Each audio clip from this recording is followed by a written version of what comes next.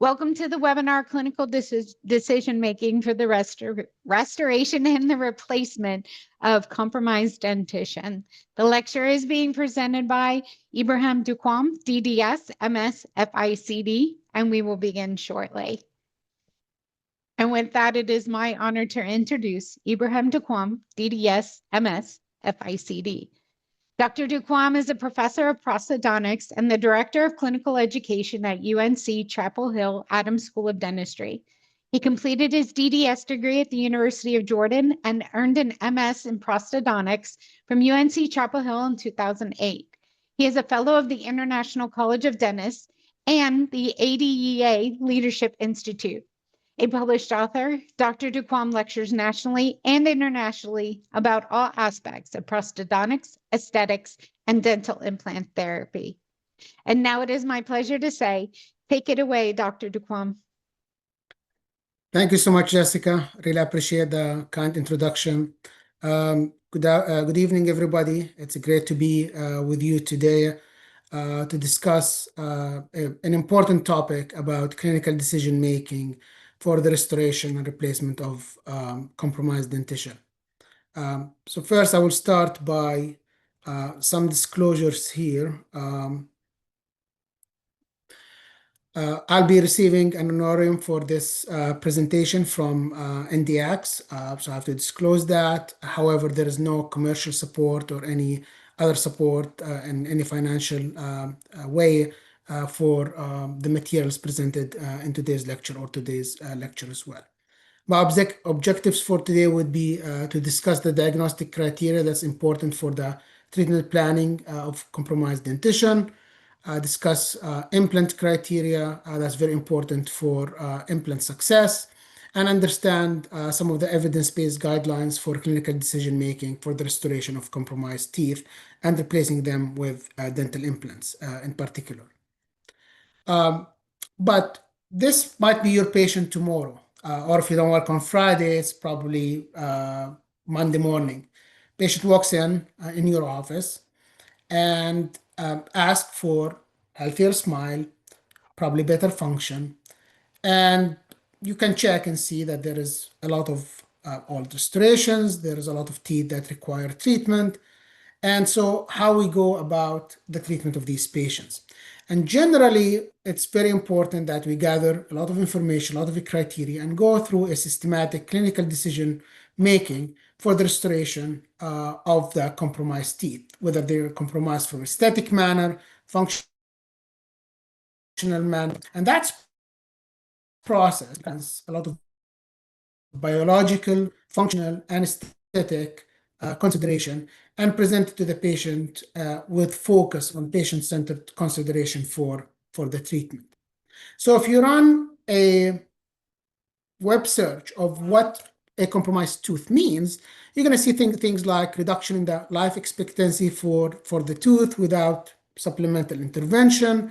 You may see things like loss of significant amount of natural tooth tissue or structure, reduced structural integrity of the tooth.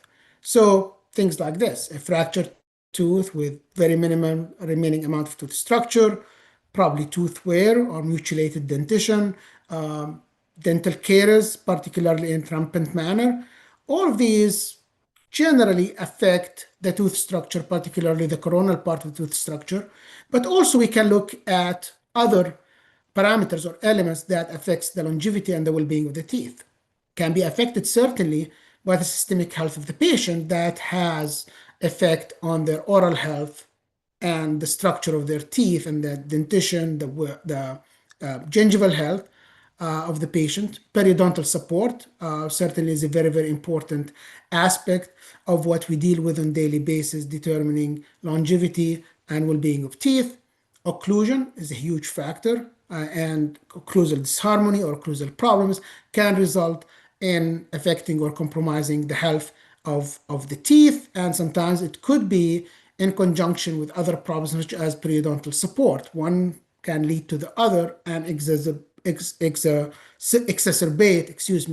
the problems associated with periodontal problems, for example, similar to what you see in these pictures. Pulpal health is another very important aspect to consider when assessing teeth, particularly the compromised one. Are they healthy? Do they require root canal treatment? If they are root canal treated teeth or endodontically treated teeth, do they meet the criteria of being successful and stable, or do we need to consider retreatment or other aspect of treatment as well? Also, we can look at situations where we have external or internal root resorption and how that will affect the health and the longevity of the teeth. And certainly oral hygiene, an oral hygiene aspect. So when you provide the treatment, hopefully it can be maintained for a long period of time, and if there is any improvement in these areas. But this could be, again, our patient tomorrow, a patient that walks in with a fractured tooth, and we see that there is a limited amount of tooth structure left. So what are our treatment options here? Do we extract and consider a dental implant? Certainly a very good option, but is that the only option? How about extraction considering a fixed partial denture? Again, it's another solid option, but where do you draw the line is that, implant is a better option versus an FPD. How about trying to restore this tooth? Well, certainly this is something that may require endodontic treatment, but again, it will need rehabilitation of the coronal tooth structure to be able to hold, for example, a crown in place. How do we provide that? Do we provide that by crown extension surgery or crown lengthening? Endodontic therapy will be needed with post and core, but also we consider orthodontic forced eruption to expose more of the tooth structure so we can have a better support for any extra coronal restoration we would like to provide for this patient. How about submerging the root and considering some tooth-borne restoration, such as fixed dental prosthesis or a fixed partial denture? And sometimes for elderly patient, where you are trying to avoid, extractions or surgeries for medically compromised patient, that might be a very, very good option. Do you need a root canal treatment for that or not? It depends on the presentation for the patient. But again, submerging the root, preserving the bone, avoiding surgery, and then move with tooth-borne restorations in various designs can be a real consideration and a very, very good option for a lot of patients. So as you can see, we have a lot of options available for treatment. And so the clinical decision making is very, very important of what to discuss with the patient, which option to present to them so they can make an informed consent about their health and what they would require for treatment.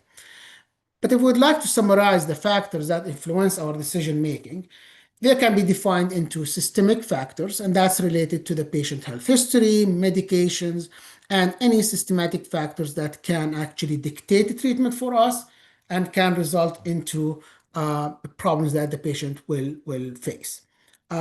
Also, it's very important to consider local factors, and the local factors will be divided into restorative aspects that mainly look into the remaining amount of tooth structure, the best treatment options to restore the tooth, whether with intracoronal restoration, extracoronal restorations. You'll be looking at periodontal aspect and periodontal support for the teeth and any need for periodontal treatment. Endodontic aspects about endodontic health, whether the tooth is vital or non-vital or require treatment or retreatment, or even consider periapical surgery or microsurgery. And then, of course, if dental implants are considered, there are a criteria for dental implants, looking at the site where the implants will be placed, the position of those implants. Do we have bone availability? Is there a good quality of the bone? Do we have good soft tissue support? We have to consider spacing, whether that's mesodistal space for the placement of the dental implant, or the interocclusal distance available for the various implant restoration, depending on what implant design you would like to follow.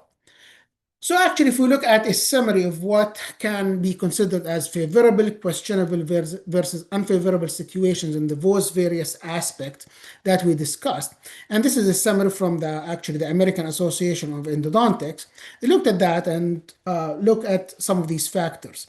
So if we're going to consider the remaining tooth structure, which is part of the restorative aspect, we would like to have at least about 1.5 millimeter furrow or remaining tooth structure circumferentially around the tooth for that to be considered a viable or favorable option. If we have 1 to 1.5 millimeter only, that could be questionable, and we probably would like to gain more. And to do that, we may have to consider adjunctive therapies such as orthodontic eruption or crown extension surgery. Anything less than 1 millimeter, that's considered unfavorable. And so either you're going to consider adjunctive procedure or consider alternative options such as replacement with dental implants or other options available. So crown lengthening, it probably will be needed for questionable or unfavorable situations, will not be needed if the situation is favorable where you have over 1.5 millimeter of remaining tooth structure circumferentially around the tooth. Now, endodontic treatment, normally it's more favorable if we have a routine endodontic treatment not required to either to previous treatment or if the tooth is vital and not requiring root canal treatment. Questionable in situations where we need non-surgical root canal retreatment prior to root resection, or unfavorable in case we have canal calcifications, complex canal morphologies or root morphology where isolation can become an issue and you may have compromised endodontic outcomes, which by default is going to affect the overall quality of the restoration later on. If you consider other periodontal factors, if we have a normal periodontium, a healthy periodontium with normal probing depth of 3 millimeters or less, the tooth can exhibit a favorable outcome for the treatment and the restoration.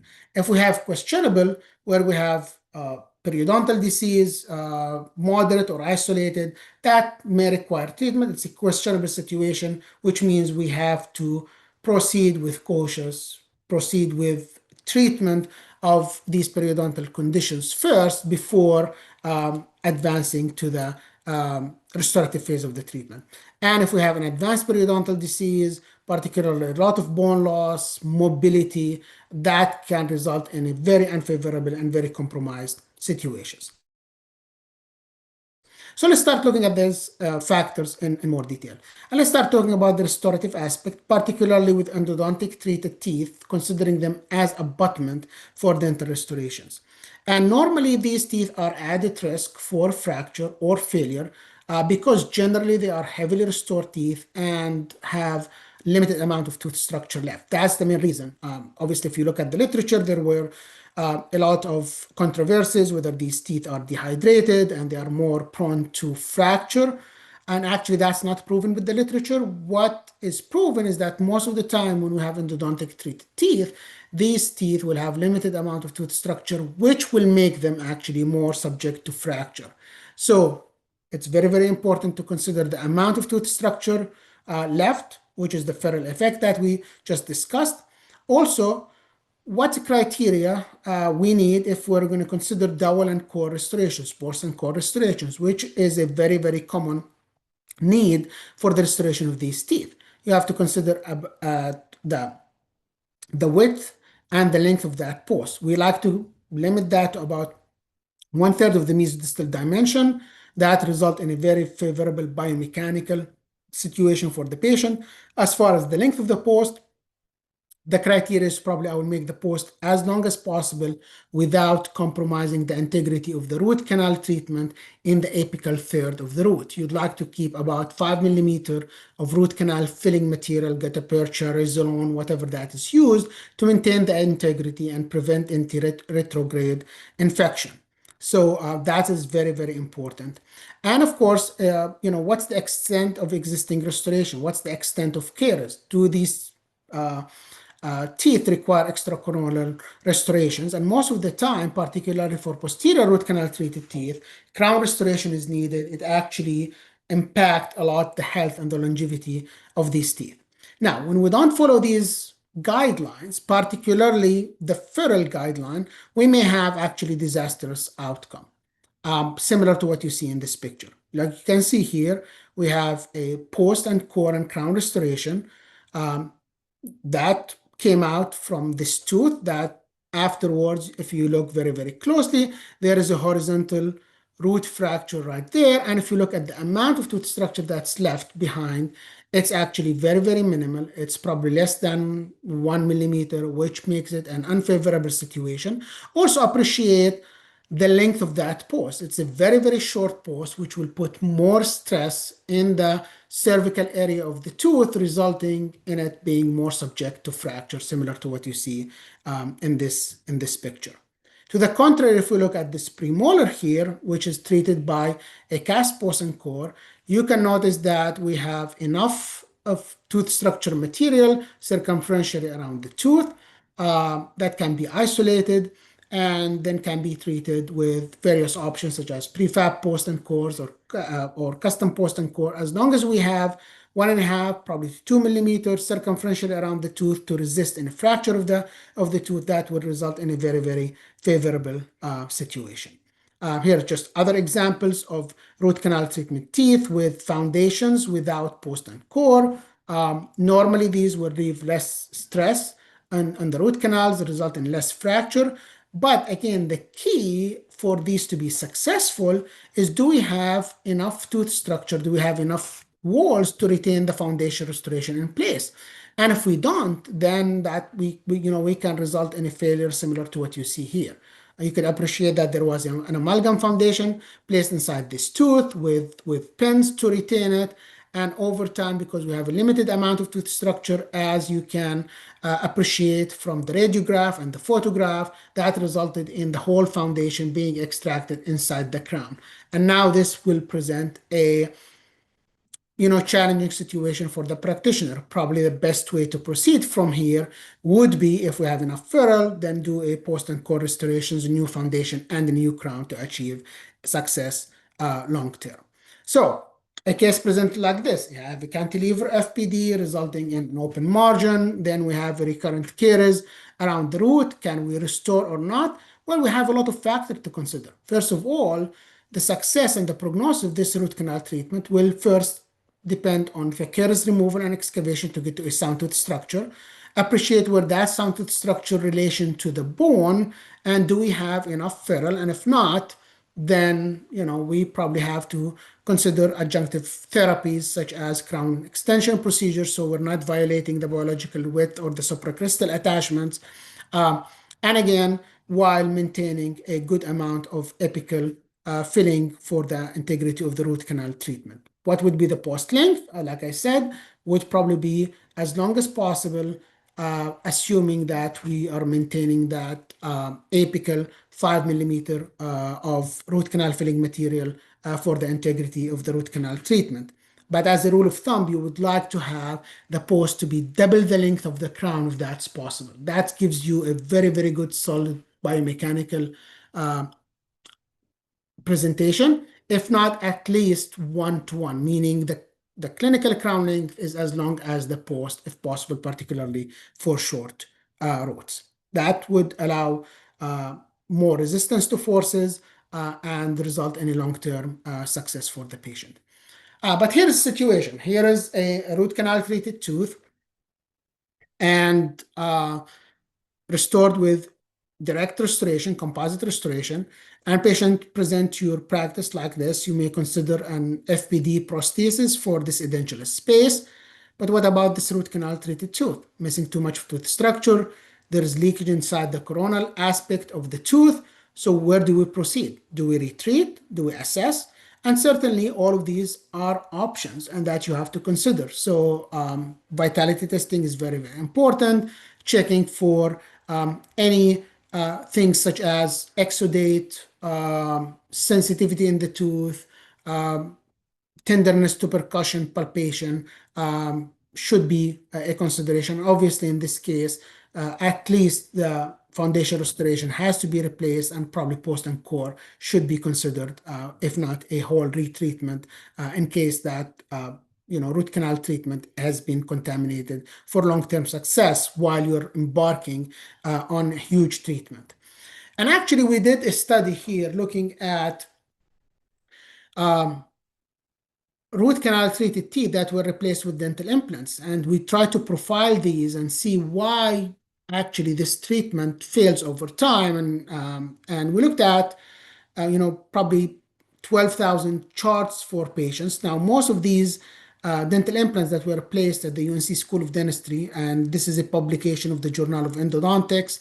2 years ago, I had the pleasure to be the mentor of this master thesis for an endodontic resident at the time, Dr. Kim. So we looked at around 12,000 dental implants. Most of these, over half, were implants placed in edentulous spaces. We're not interested in these. The other half of the implants were either implants that replacing non-root canal treated teeth or implants that replaces root canal treated teeth. You could imagine the ones that replaced non-root canal treated teeth were probably periodontally compromised teeth, probably teeth extracted for to edentulate the patient, moving into probably immediate dentures and implant supported prosthesis. Now, most of the implants that were replacing root canal treated teeth, we had about 1,564 implants.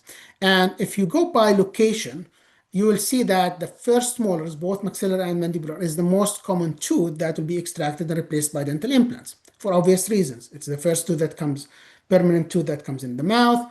Normally, it's a very high risk of caries or fracture. It's in high stress area. That's followed by the premolars, more than the second molar, and then followed by the anterior teeth.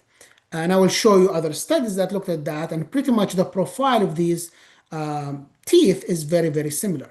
But what are the reasons of why these teeth were extracted, replaced by the dental implant? And you can see that most of them were because of recurrent caries or unsatisfactory restoration. So the restorative aspect is very, very important. That's followed by fracture of the coronal structure. That was about 22% of the cases, almost 1/4.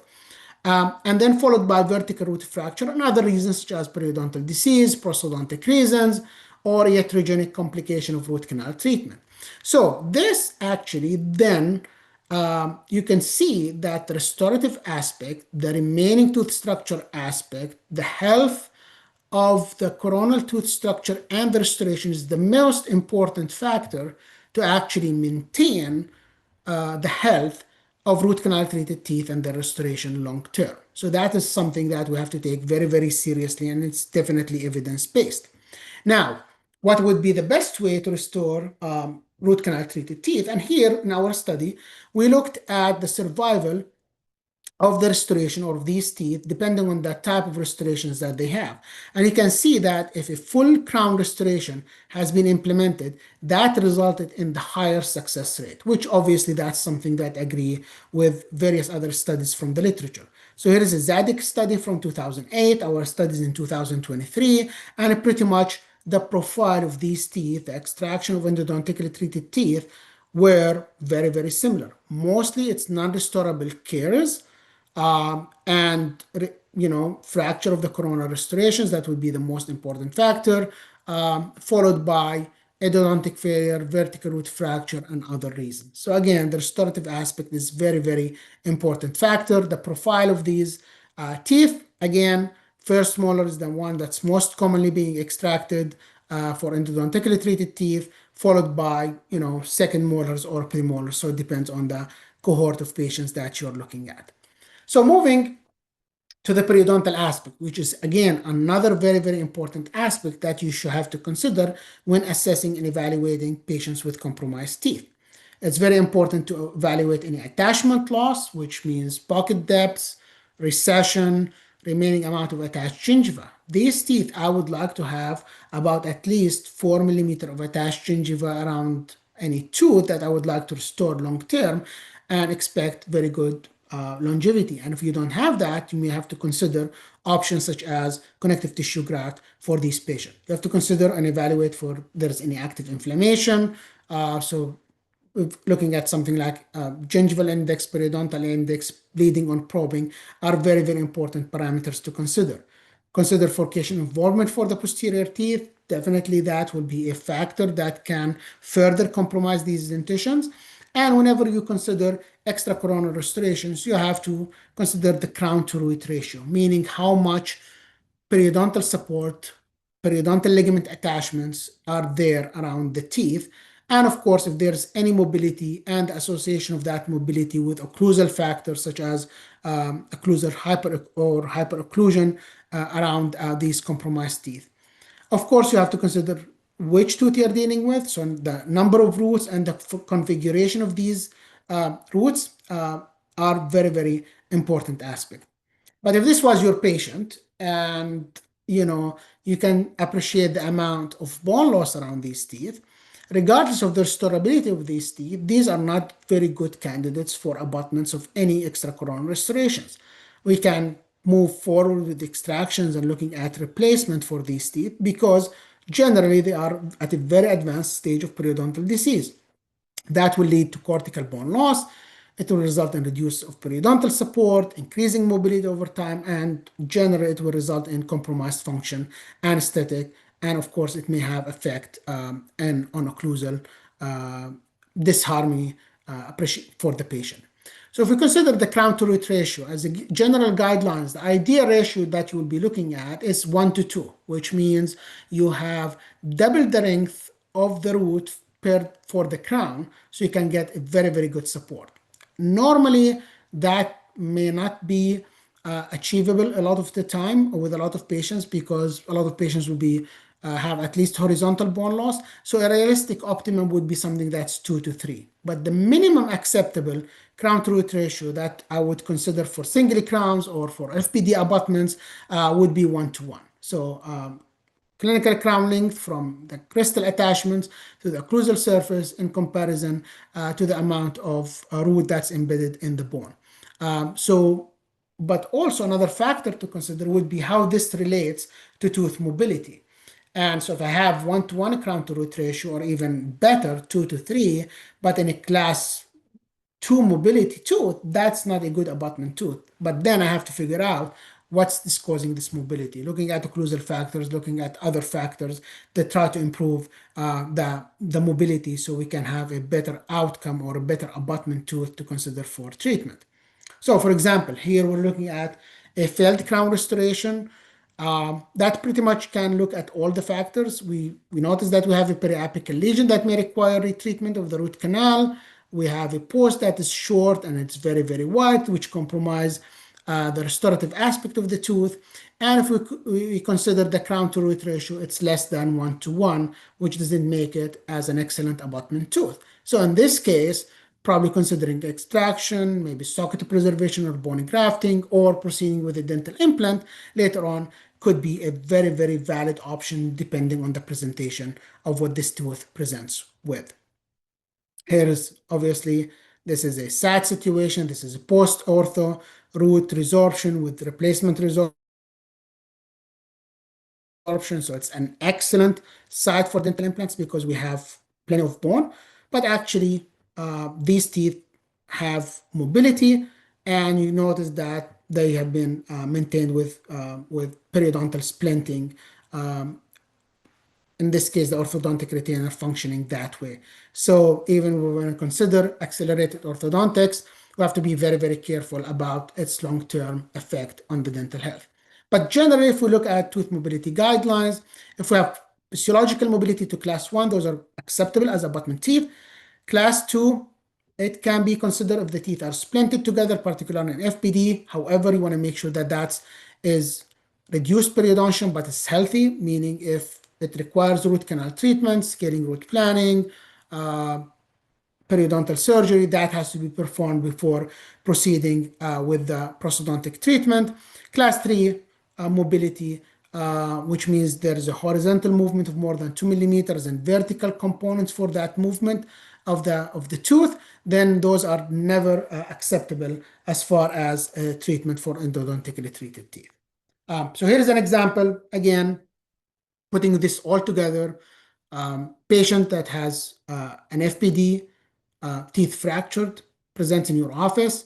How we evaluate? Looks like we have healthy gingival tissue, a thick zone of attachment, enough amount of tooth structure left that's 2 millimeter or more, good crown to root ratio. So this is a very favorable situation where you can consider, obviously in this case, root canal treatment, post and core restoration, and extracoronal restorations. Could be single crowns and treatment with a partial, could be single crown and 2 implants to replace the missing teeth, or even you can consider replacing that with a fixed partial denture. However, you have to consider that that will put added risk on these already compromised teeth for long-term success.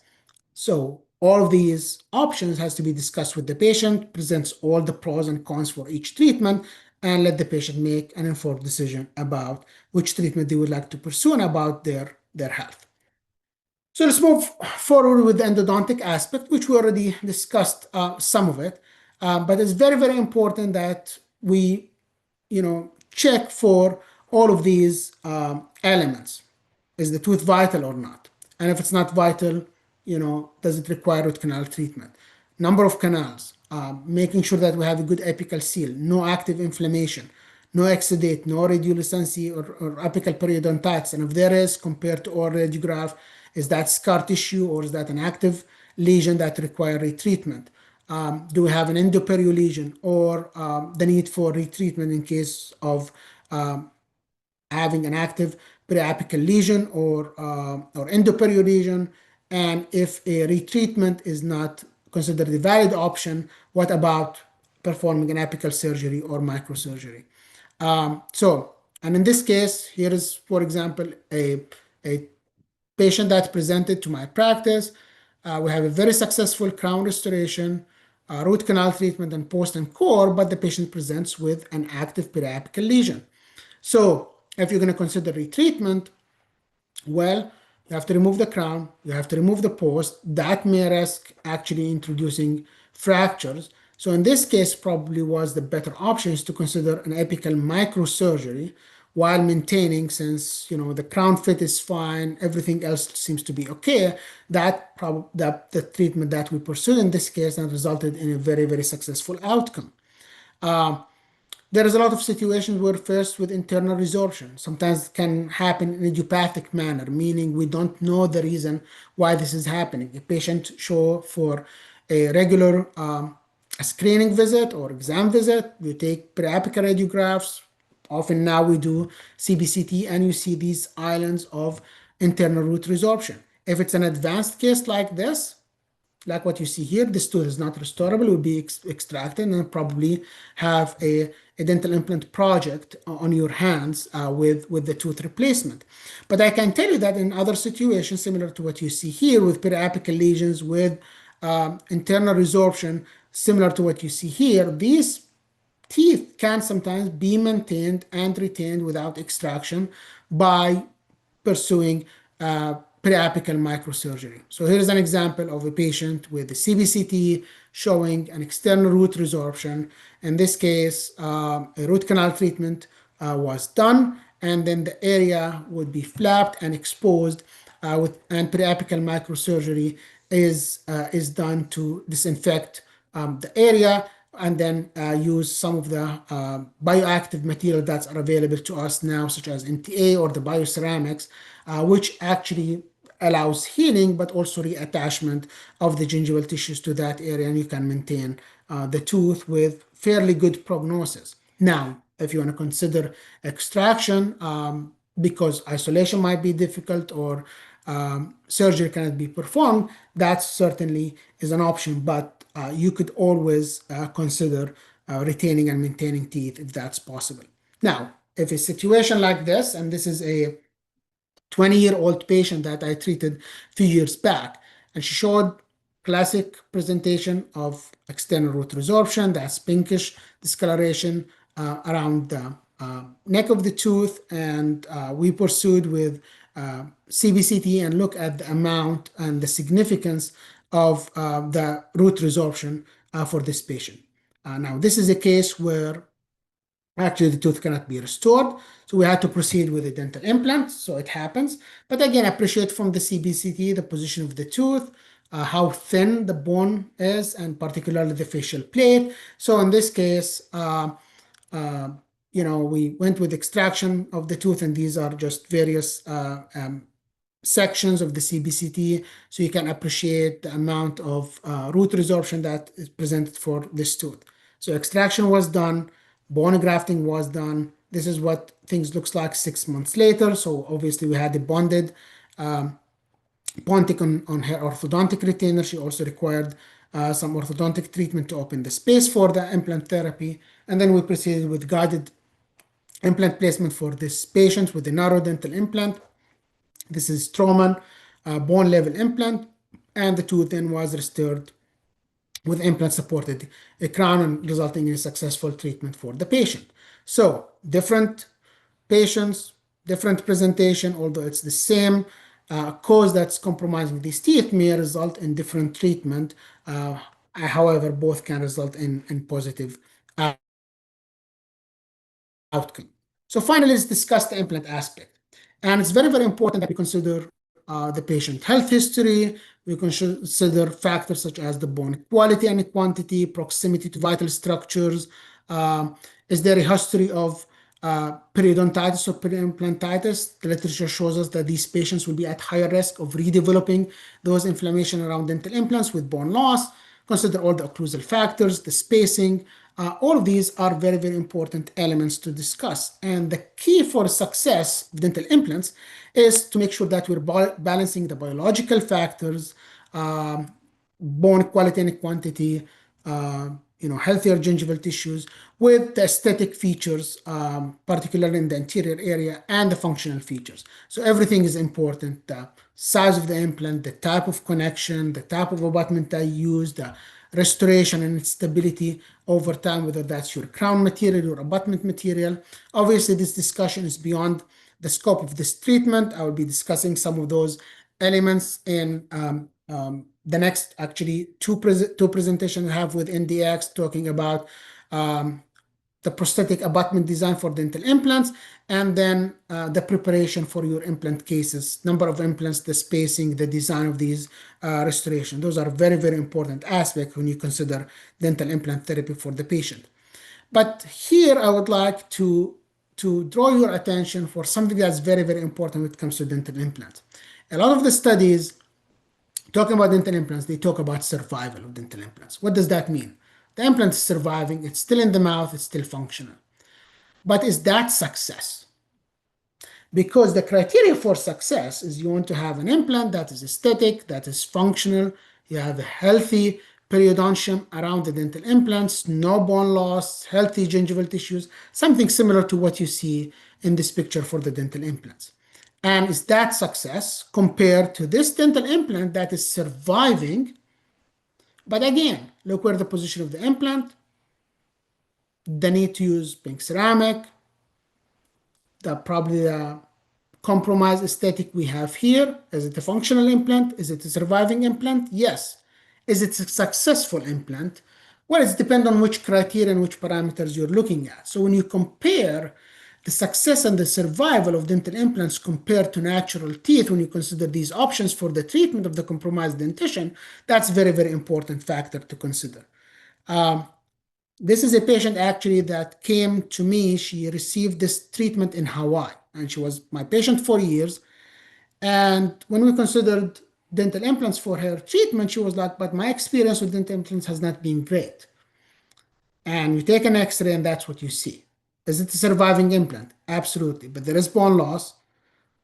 There is misfit on that crown. There's problem with contours that affects not only the implant, but also the health of the adjacent tissues. I will still say that the implant is probably the better option to replace missing teeth, bar none, but they are not as good as teeth. So every time you can retain and maintain healthy dentition, you should do that. And if all the parameters say that we cannot, then the best replacement option would be dental implants. So, but let's look at the evidence-based for the replacement of teeth, how the survival rates of dental implants and natural teeth restorations compare. Survival rates of implants, generally what's reported is higher for extensively damaged teeth that might require disassembly or retreatment. Meaning, if the tooth is compromised to start with, like what you see here, probably a dental implant might be a better option. So you look at this section is the CBCT. That's a heavily restored tooth. It's root canal treated tooth. And we have pretty much a huge periapical lesion, almost a cyst here that needs to be inoculated around this tooth. So in this case, yes, definitely I'm going to consider extraction, inoculation of the cyst, bone grafting, and a dental implant rather than trying to maintain that tooth because it's heavily compromised dentition. However, if you consider the survival root canal treated teeth for initial treatment, that is a very, very high success, almost 92 to 98% without periapical lesions. The success for retreatment with apical lesions, that drops to about 74 to 86%. So is that a factor for your decision making and treatment planning? Absolutely. First time success for root canal treatment is much higher than retreatment, particularly with active inflammation after periapical lesions, and depend on the size and the location of these lesions. If you consider the average, this is another study looking at root canal treatment with apical lesions. The average or the success ranges between 66 to 86%, so it's a very, very wide range. And the survived root canal treated teeth after periapical surgery ranges from 37 to 74%. So in this case, yes, we can proceed with apical surgery, but you have to consider that the overall success might not be great. Now we have microsurgical techniques which provide significantly better, higher success than traditional root and surgical procedures. The success for these is 94% versus about 59% for traditional periapical microsurgery or periapical surgery. Excuse me.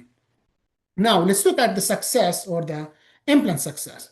For single crown was reported about 97% after 4 years. There are other studies at 10 years that looked at around 90% success rate or survival rate. Single crown on implants, about 98% after 6 to 7 years, depending on the studies. When these are considered in FPD fashion, meaning connecting more than one implant together, the success rate will be around 94% after 6 to 7 years, and about 93% after 10 years, depending on which studies you're looking at. And here I'm citing some very famous studies from implant literature systematic reviews for success. So here's a study by Tor Mirinejad from California looking at extraction or no replacement with teeth versus fixed partial denture versus root canal treatment and restoration or implant supported crown. What his study shows that both implants and root canal treatment result in superior long-term survival compared to regular tooth-borne fixed partial dentures. So it's certainly a better treatment options. Like I said, dental implants probably the best option for tooth replacement. But the survival teeth with initial root canal treatment and single tooth implants can be comparable. However, you have to consider the success criteria. What's the definition of success when it comes to dental implants? And unlike implants and FPDs, root canal treatment and restorations aims to cure a disease and result in a much better aesthetic or functional outcome with less complications long term. So the success of implant and root canal treatment teeth essentially in the early stages are identical. However, implants will require most post-operative treatment, most post-operative maintenance. And that's something that you have to discuss with your patient. Because a lot of patients come in, get an implant crown, they're happy with the initial outcome, and they forget about coming back. Implants don't decay, they are functioning fine. And when they start having problems, they come, and sometimes it's too late. Huge bone loss, mobility, a lot of time, implants needs to be removed. Implants require more post-operative treatment, most long-term maintenance. And actually, this is a recent study from 2022 that looked at the 10-year survival rate of tooth-borne restoration versus dental implants, and then the long-term survival categories. And if you notice here, initially, dental implants are more successful than tooth-borne restorations in the first 10 years. Look, after 10 years, it actually reverses.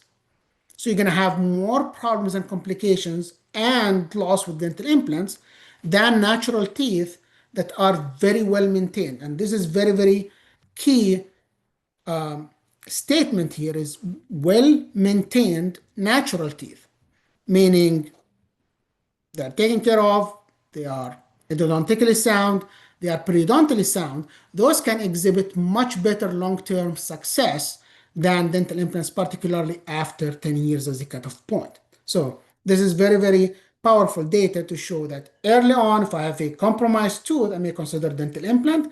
If I have a very well-maintained tooth, that can give me a better long-term success than dental implants because I will have more post-operative complications. And if dental implants are considered, then they will need more follow-up, more post-op, more maintenance because it's much, much more important. So here's another study that looks at a comparison of the long-term survival rate over 15 years, and the follow-up revealed a range between success of 86.6% and 94.6% for teeth and about 77 to 100% of implants. Again, the initial success rate is lower for teeth, but the overall after 10 years and long term, it becomes much better for teeth than implants because implants would require most better maintenance and they will have more complications after about 10 to 12 years in function. So the decision to preserve properly treated and maintained teeth for as long as possible, maybe overall the solution can reduce the treatment risk and overall a long-term period, and over a long period of time, replacing a tooth with a dental implant.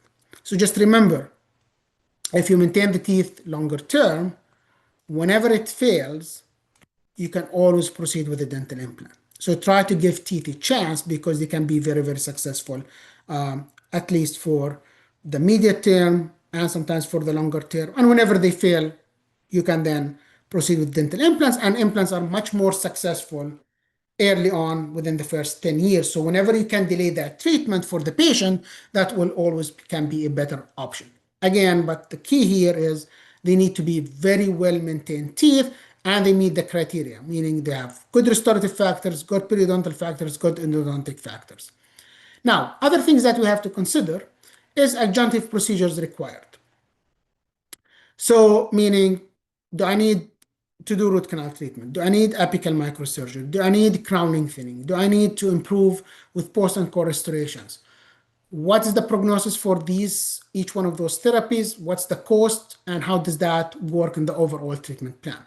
How strategic the value of this tooth is, particularly with the overall health for the patient and their overall treatment plan. And of course, treatment fees and some of the ethical consideration that comes with that. But adjunctive therapies that are very, very important. So you remember the case where we have fractured teeth because of under FPD. Here is the treatment we pursued. So root canal treatment was done, prefab post and cores were performed, and 2 single crowns, and then a treatment with a partial dentures was pursued. Here's another case where actually cast post and core was performed. We have good amount of tooth structure, but it required actually crowning thinning procedure. So this case, the one on the bottom, required root canal treatment in addition to post and core and crowning thinning. So you have to, again, factor all of these and how does that determine the success of the case long term. What adjunctive procedures are needed for dental implants if dental implants are to be considered? Do we need sinus graft? Do we need bone grafting to improve the bone availability? In some patients, that's even considered things like distraction osteogenesis, which you see here to build bone, to even have the option of having dental implants. All of these factors has to be considered. Adjunctive procedures certainly will add to the cost and increase the complexity of the treatment. It will increase the overall treatment time for the therapy that you're providing for the patient. And it can be a determining factor whether a patient would accept this treatment or proceed with something completely different. We said, what's the effect of the overall importance of the overall tooth for the treatment? So here's the patient that presents, and we have actually fractured tooth number 30, and we also have a fractured tooth number 18. These are very, very vital teeth to maintain. They are the distal abutments. If I want to consider a fixed partial denture option for the left side, extraction or not restoring that distal abutment will take that option out of question. So we will be left with either a removable option with a removable partial denture or dental implants. What if this patient, health-wise, cannot have dental implants? So these teeth becomes very, very strategic to try to maintain and keep. Treatment fees, generally, they are less if tooth-borne options are considered, meaning root canal treatment, even with crown lengthening and build-ups and crowns, the cost is slightly less than dental implants. It's very, very close, but generally can be less. Um, root canal treatment is covered by dental insurance. A lot of insurance plans doesn't cover dental implants. So that is a very important factor to look into. Um, and again, adjunctive therapies and their cost can be a deciding factor for the patient of which treatment to consider. From an ethical consideration, I think as a dental profession, we have an obligation to try to provide a long-lasting and most cost-effective treatment for the patient. But the treatment should be patient-centered, should not be based on what the practitioner prefers or familiar with or what brings better income to your practice, but certainly what is the best option for the patient to achieve good aesthetic and functional outcomes. We have the obligation to present a balanced perspective regarding alternative treatments. So generally in these situations, we would provide multiple plans with the pros and cons of each plan, let patient make an informed decision about their health. That would require, of course, knowledge and experience and to present a very, very well-balanced patient-centered plans for the patient. If you look generally about what options to consider in the anterior teeth, because they are present single-rooted teeth, so they are much easier to perform root canal therapy, have simpler anatomy, and actually probably even from periodontal health, generally you don't have efforcation, you have less bone loss. So you would consider more tooth preservation in the anterior segment, particular also where they're effective the aesthetics. And if you move to the posterior segment, you may want to consider more dental implant therapies because these are multi-rooted teeth, more complex root canal system, difficult curves or accessory canals, and also occlusal factors and the stress on these teeth becomes higher, so you are more subject to fracture and failure longer term. But as I come to the end of this presentation, just to have some final thoughts, if you consider endodontically or periodontally treated teeth versus dental implants, again, the key here is to have well-maintained teeth or do you have periodontally and endodontically compromised teeth. These teeth are very maintained, both options can result in long-term success. Tooth preservation is generally the most effective and the least invasive procedures in comparison to dental implants. Dental implants are ideal when teeth are not restorable or when preservation fails. Like I said, try to maintain teeth long-term, and if they fail, you can always then proceed with dental implants. Natural dentition should be preserved whenever possible. I think that's our obligations to our patients. Implants, while effective, should not be the default choice, and long-term studies show comparable or better survival rates of compromised but well-maintained teeth versus dental implants, as I presented to you.